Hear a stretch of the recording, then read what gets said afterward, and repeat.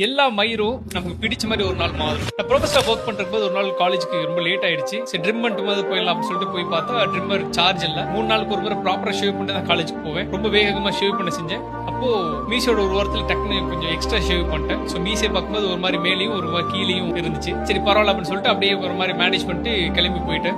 ட்ரெயின்ல போகும்போது எல்லாரும் வந்து மீசை மேலே கீழே இருக்கு அப்படின்னு சொல்லி யாரும் பாக்குறாங்களா அப்படின்ற மாதிரி ஒரு கான்சியஸ் இருந்துச்சு. காலேஜ் போனதுக்கு அப்புறம் கிளாஸ்க்குள்ள போறேன். ஸ்டூடெண்ட்ஸ் எல்லாம் பார்த்து சிரிச்சிட்டு இருந்தாங்க. ஸோ என்னோட மீசை தான் பார்த்து சிரிக்கிறாங்களோ அப்படியே கிளாஸஸ் போயிட்டு இருந்துச்சு. ஸோ காலேஜோட மீட்டிங் போனா எல்லாரும் என் மீசையை பார்க்குற மாதிரியான ஒரு ஃபீலிங். அன்னைக்கு மதியத்துல இருந்து ஒர்க் ஹெவியா ஸ்டார்ட் ஆயிடுச்சு. செமஸ்டர் எக்ஸாம்க்கான ஷெட்யூல் பண்றது, இன்டர்னல் மார்க்ஸ் அசைன் பண்றது, கொஸ்டின் பேப்பர்ஸ் எல்லாம் ப்ராப்பரா வந்திருக்கான்னு சொல்லி செக் பண்றது, இந்த மாதிரியான ஒர்க் ஹெவியா ஆயிடுச்சு. அதுல இருந்து ஒரு 2-3 நாள் ஹெவி ஒர்க். என்னோட மீசையை வந்து மறந்துட்டேன். 4th டே ஷேவ் பண்ணலாம்னு சொல்லிட்டு போய் கண்ணாடியை பார்த்தா எனக்கு எப்பவும் பிடிச்ச மாதிரி மீசை ப்ராப்பரா வளர்ந்துருந்துச்சு. அப்ப எனக்கு தோணுது ஒண்ணுதான், இங்க சரியான டைம் கொடுத்தா எல்லா மயிரும் நமக்கு பிடிச்ச மாதிரி மாறும். ஸோ